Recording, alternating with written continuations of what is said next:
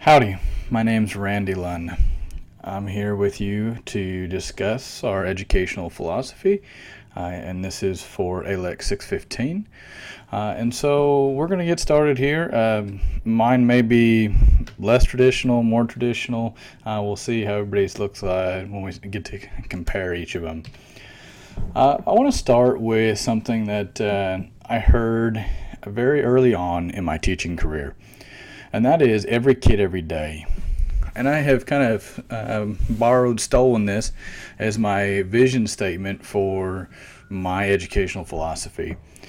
This statement comes from my very first teaching position, and I was fresh into the classroom, and this is August. And so my very first in-service, we are in a high school gymnasium. We are a 4 high school district, and we have probably about 500 to 600 staff in this gymnasium. And this is the opening line from our superintendent. He says, "We are here for every kid every day." I found this to be impactful, but oftentimes I've kind of thought about this throughout my career is, how do we uphold this vision statement? How can I actually make this come to fruition? How can I see that every kid every day? Is it something as simple as being outside your classroom door to greet every student by name as they come into the classroom? Is it checking on those students that can easily slip through the cracks? For those of you that may understand teaching in big schools, it's easy to be a number. It's easy to be overlooked. I think that's one of the big differences between small schools and big schools. If you're a product of a small school, you probably understand that it's kind of hard to get away with some things. It's kind of hard to be in that back corner not doing anything, especially if you got a class size of 5 to 10. Flip side to that is you got a class size of 35, it's easy to get overlooked. So anyways, that's where I wanted to start with my educational philosophy. It's kind of my vision statement for my educational philosophy. Why education? I think it's something that if we give of ourselves to a greater cause, I think that education for me is one of the most rewarding and influential careers that we may choose. Oftentimes, though, I try to relate to students and student teachers as I got into working with our prospective teachers, that it does not always have to be all about your subject. Teach your students to be learners. Teach your students to be world citizens. And how do you go about doing that?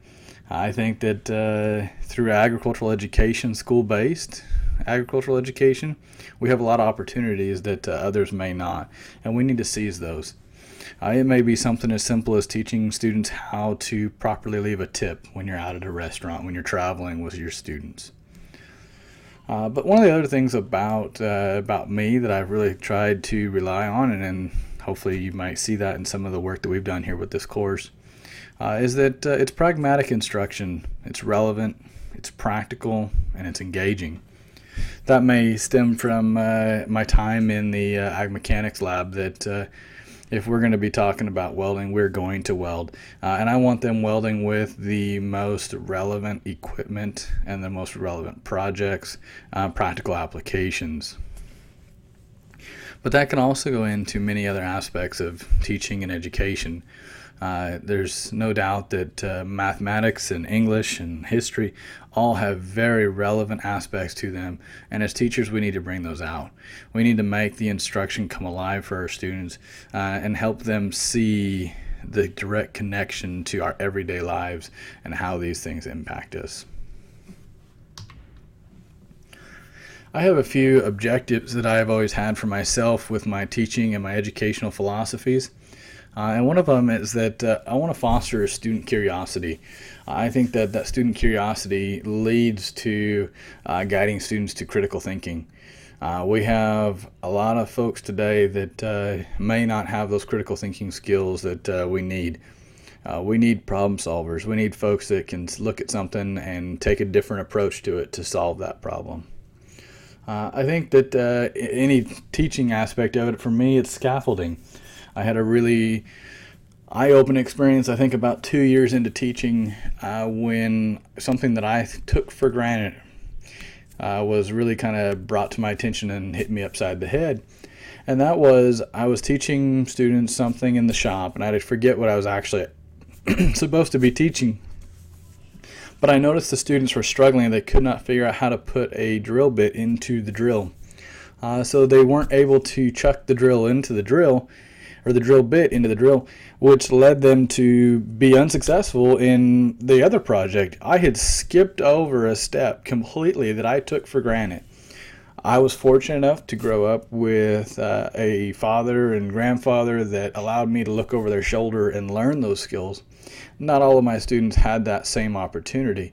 And so I really had to kind of take a step back and say, I can't skip a step just because I think that it is basic or rudimentary. I have to make sure that I'm scaffolding for every student appropriately. I think that we look also at the soft skills, and I say insert your term here because anymore I've heard folks say that these are employability skills.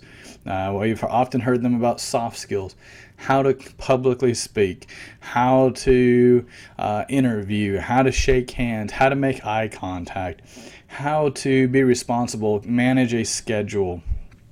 All of those aspects that we can teach every day are right alongside our curriculum. I think those are very important. And I think the next one is 21st century, and I say that, and maybe we need to start talking 22nd, but we'll say 21st century for now. But I think one of my goals is that I'm developing students for the 21st century. If we look at Perkins 5, it is the 21st century career technical education skills for the workforce. And then lastly, ensure students are ready for life. Ultimately, my focus is making sure that my students are productive citizens of our communities, that they understand how to contribute and how to support one another and themselves. And when we look at the process of teaching, for me, I think one of the big aspects is starting with the end in mind. Too often we want to think about, well, what's my interest approach need to be? What's my interest approach? Well, your interest approach really is the last thing that you should be planning if you're planning a single day lesson or even a multi-day lesson. But even further than that is, if I'm teaching in a tested grade level, what is it that my students are expected to know? Start with the end in mind. When we lay out a scope and sequence, what is it the TEKs say that my students need to know by the end of the year? From there, I can plan effectively for instruction, whether it be in the unit and then break it down into daily lessons. I look at effective drivers know where they are going. They have a plan. You wouldn't want to get in a car with an Uber that had no idea where they were going, because they'd cost you a whole lot of money just driving you around. I think that effective teachers know where they are going. They want to make sure that they have a plan to get there. But that leads into the next part of assessment. Data is huge.